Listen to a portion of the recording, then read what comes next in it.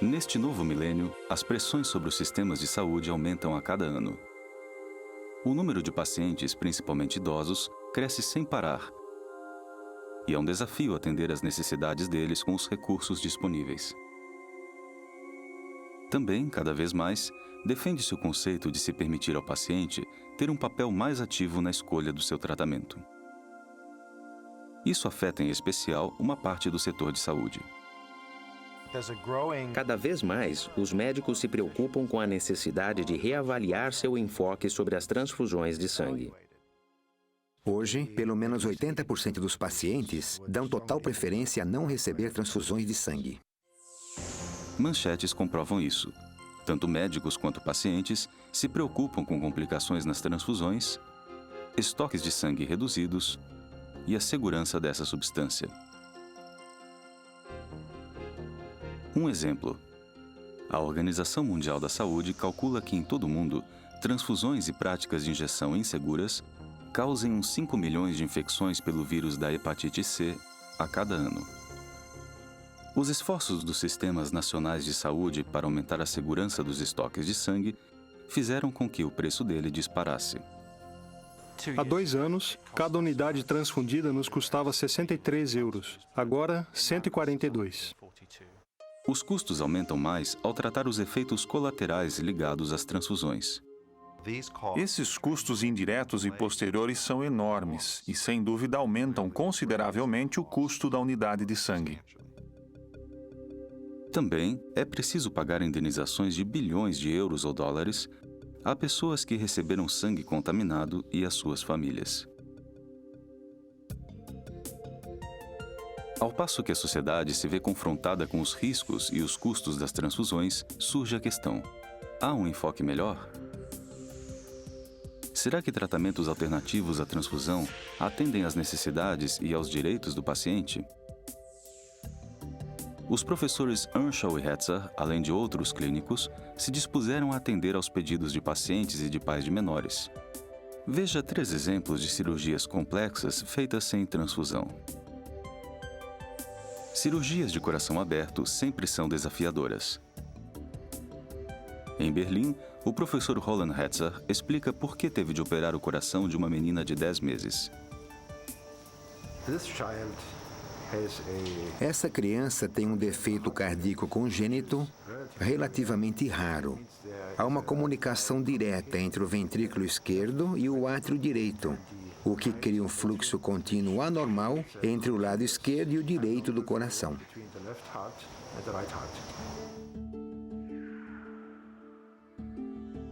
Fez-se com que o coração parasse por apenas 26 minutos e o fluxo sanguíneo foi normalizado. Não foi necessário transfusão. De fato, praticamente não houve perda sanguínea. Outro exemplo. Cirurgias hepáticas costumam envolver quantidades consideráveis de sangue de doador. Em Iena, Alemanha, na clínica universitária, o professor Johann Schiller remove a porção cancerosa do fígado de um homem idoso.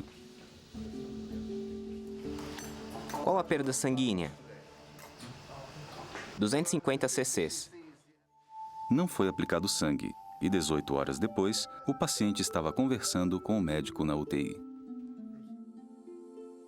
Um exemplo de cirurgia ortopédica. Em Londres, Peter Earnshaw, membro do Real Colégio, realiza com sucesso uma substituição total do joelho numa senhora idosa, uma cirurgia que costuma envolver grandes perdas sanguíneas. As 3 cirurgias bem-sucedidas foram realizadas por equipes comprometidas a respeitar o desejo do paciente ou dos pais de que não se administrasse sangue. Eram cirurgias experimentais realizadas por cirurgiões pioneiros? Mais de 100 mil médicos e cirurgiões em 150 países tratam rotineiramente seus pacientes sem transfusão de sangue de doador. Todo anestesiologista e cirurgião deveria estar interessado nas estratégias de preservação de sangue. Quando se pergunta por que alguns médicos passaram a usar tratamentos alternativos à transfusão, eles citam como razão principal o respeito pela decisão do paciente. O professor Bloomberg, diretor de uma unidade de medicina transfusional, diz: Acho que cada vez mais pacientes estão interessados em ser tratados sem transfusão ou com o mínimo de sangue possível. E há alguns que definitivamente não querem receber transfusões em hipótese alguma. Outra razão pela qual médicos e cirurgiões estão mudando seu enfoque é a crescente evidência de que práticas inconsistentes resultam em transfusões desnecessárias. Quem se preocupa em melhorar os cuidados médicos ou em proteger os pacientes deveria analisar alguns estudos sobre o uso de sangue. Primeiro, o estudo Sangues. O estudo, parte do Programa de Pesquisa Médica da Comissão Europeia, analisou taxas de transfusão em 43 grandes hospitais-escola em toda a Europa.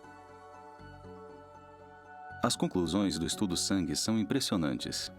Para o mesmo tipo de cirurgia, havia enorme variação no número de unidades transfundidas, dependendo do hospital. Em 1998, em Bruxelas, o professor Bow publicou um novo estudo. Todos os tipos de hospitais foram incluídos no estudo belga Biomed sobre transfusões em cirurgias. Encontramos exatamente a mesma variação. Assim, nossa conclusão foi de que a variação indica que muitas dessas transfusões de sangue estão sendo aplicadas sem necessidade. A comparação entre os dois estudos revelou outro fato significativo. Houve 2 hospitais que participaram tanto do estudo Sangues como do estudo Biomed. Baseado nos dados do estudo Sangues, Eles conseguiram, de algum modo, reduzir seu consumo de sangue em grandes cirurgias. A mortalidade permaneceu igual, antes e depois das mudanças. O período de internação foi menor. Os novos procedimentos que adotaram não foram muito difíceis de implantar. Embora tomassem tempo e envolvessem um considerável esforço educacional, não aumentaram os custos. Depois, no Canadá, o Dr. Hebert fez um estudo em larga escala com pacientes em estado crítico na UTI. O professor Spahn avalia os resultados. Estou falando do documento de Hebert, onde foi demonstrado com mais de 800 pacientes que menos transfusões dão resultados melhores. A conclusão óbvia é que transfusões desnecessárias resultam em trabalho e custos desnecessários. Além de atender aos pedidos do paciente e evitar o excesso de transfusões, muitos médicos citam outro motivo que os leva a implementar tratamentos médicos alternativos à transfusão: evitar riscos médicos. Há o risco de contaminação bacteriana em sangue armazenado. A contaminação bacteriana, quer ocorra durante a doação, quer em consequência de armazenamento incorreto, pode causar infecções fatais. E apesar de haver exames melhores para detectar infecções virais, essas continuam a ser uma ameaça grave. Os especialistas estão preocupados com o futuro. Será que os vírus que já existem vão sofrer mutações e causar doenças? Não há razão para crer que isso não aconteça. A contaminação do sangue é um problema que sempre parece estar um passo à nossa frente. Além disso, as transfusões de sangue causam no receptor um estado imunossupressivo, e isso resulta em aumento nas infecções pós-operatórias, bem como na recorrência mais rápida e frequente de tumores. As estimativas são de que, nos Estados Unidos, de 10 mil a 50 mil pacientes por ano morram devido a causas relacionadas à imunomodulação transfusional. Provavelmente, o risco médico mais surpreendente e menos conhecido é o erro humano. Dar um tipo incompatível de sangue pode causar desde reação moderada até a morte.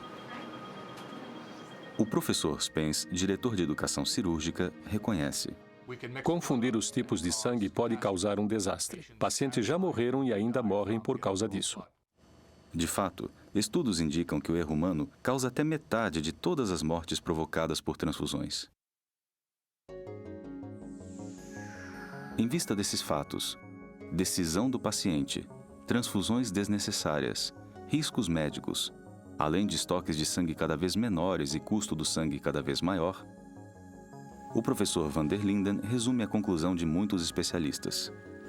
Visto que tem o potencial de melhorar os cuidados prestados ao paciente e reduzir os custos de cuidados com saúde, a preservação de sangue não é uma opção, é uma necessidade. Já existem terapias seguras, práticas e com bom custo-benefício. Pode-se prestar o melhor cuidado médico sem o uso de sangue halogênico. Há coisas bem simples e baratas que se pode fazer e que poderiam ser utilizadas até nos hospitais menores. A preservação de sangue é um método muito simples. Torna as coisas bem fáceis, menos dispendiosas e com perspectivas melhores para o paciente.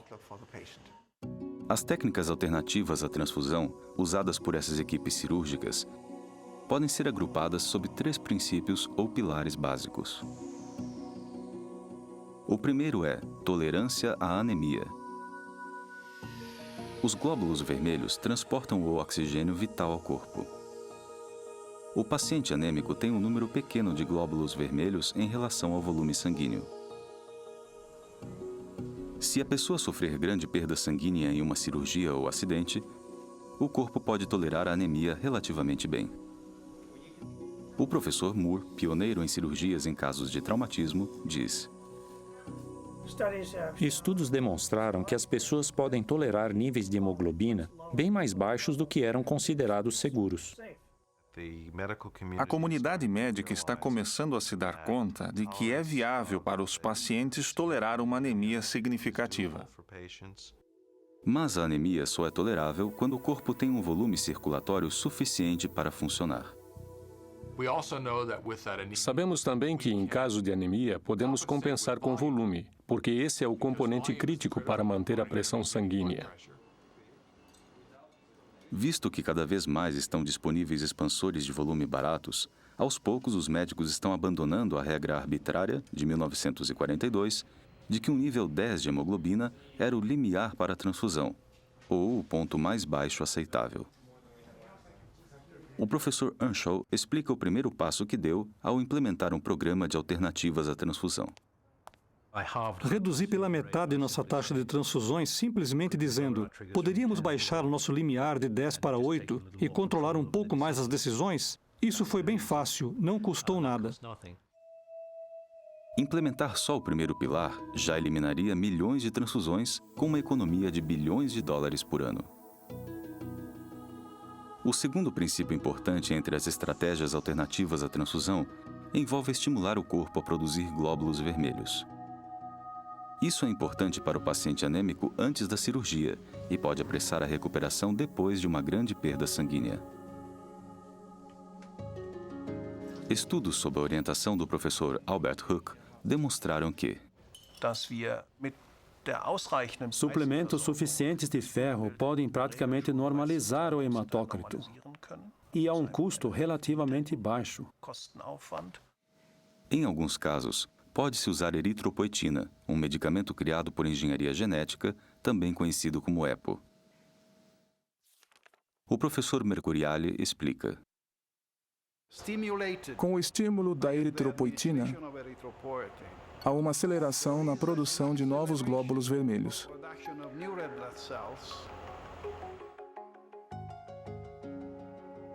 O terceiro princípio ou pilar é reduzir a perda sanguínea.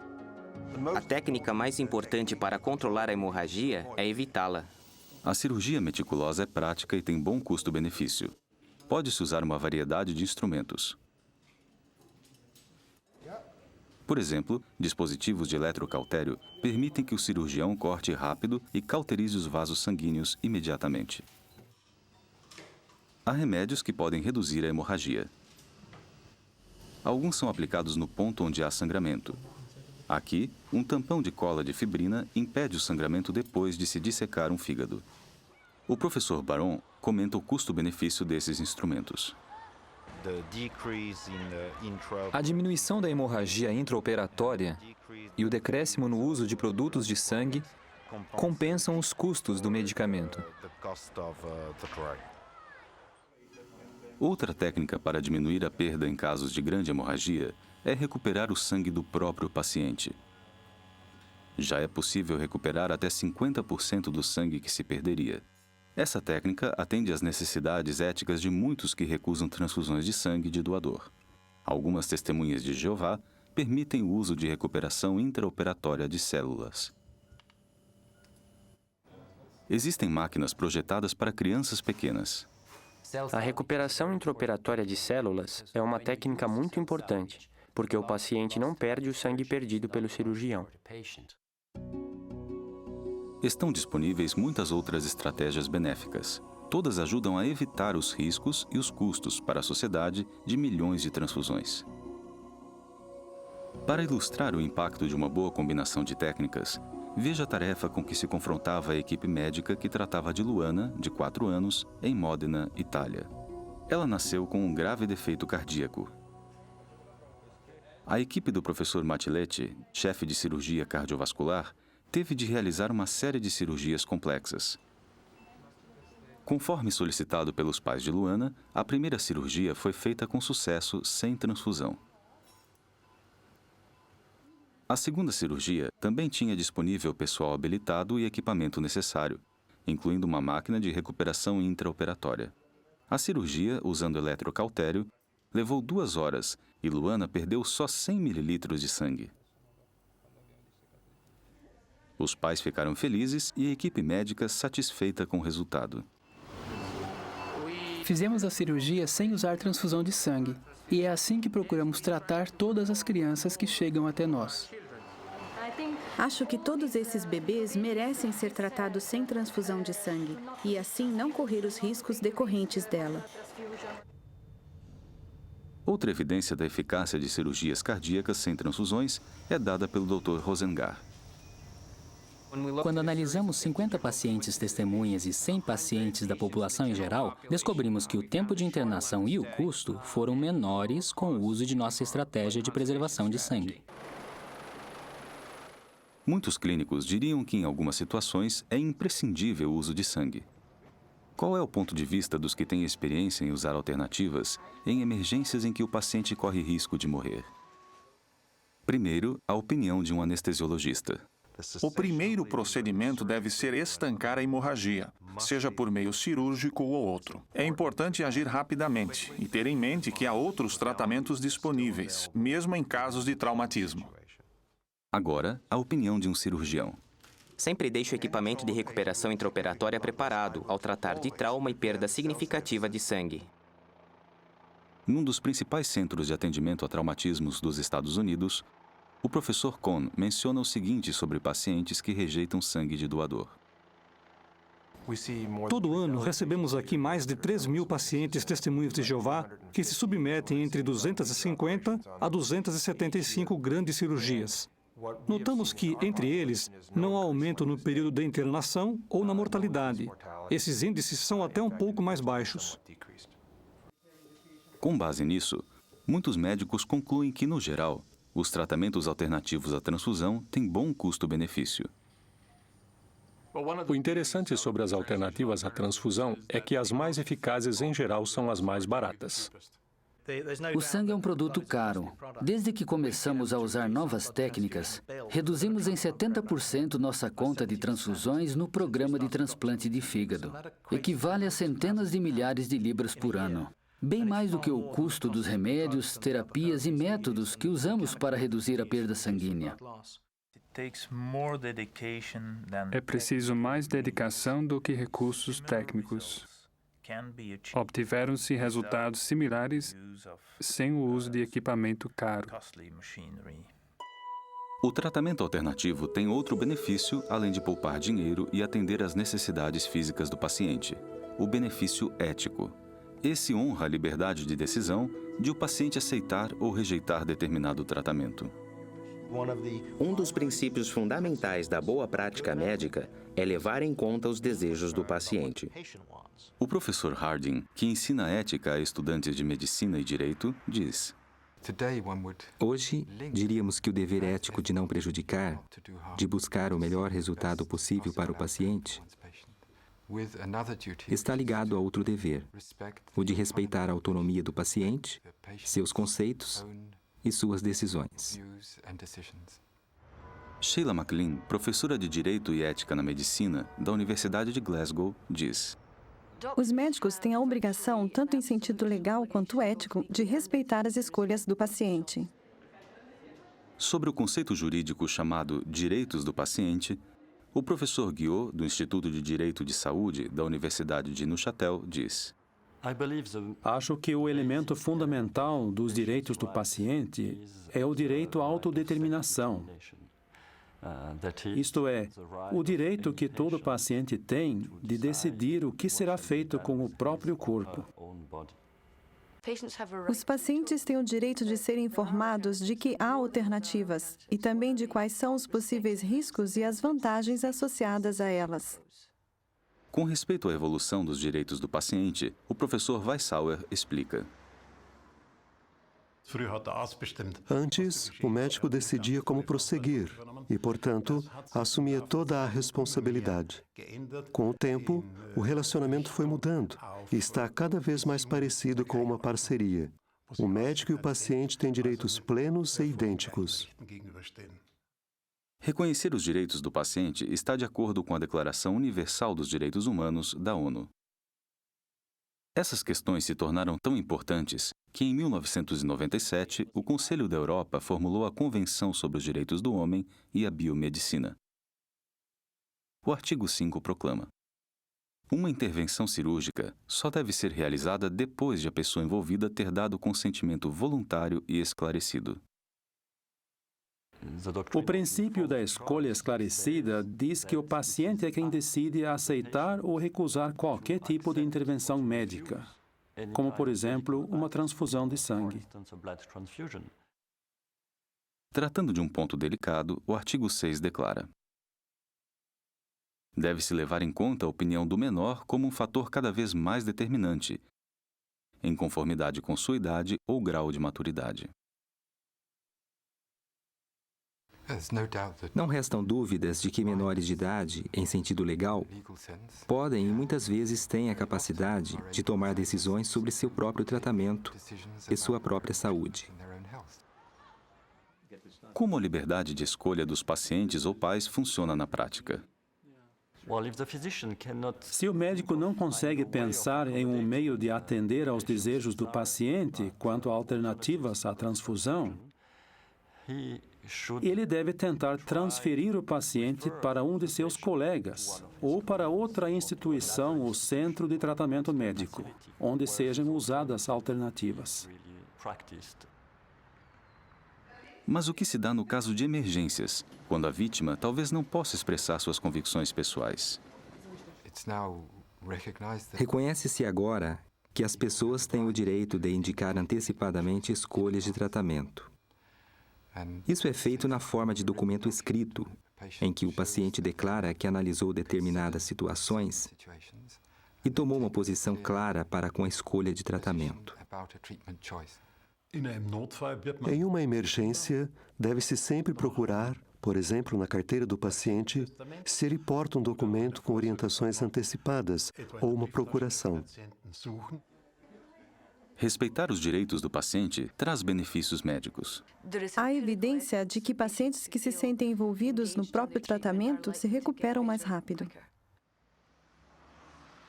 Veja, por exemplo, um caso no Hospital St. Richard's, em Chichester, sul da Inglaterra.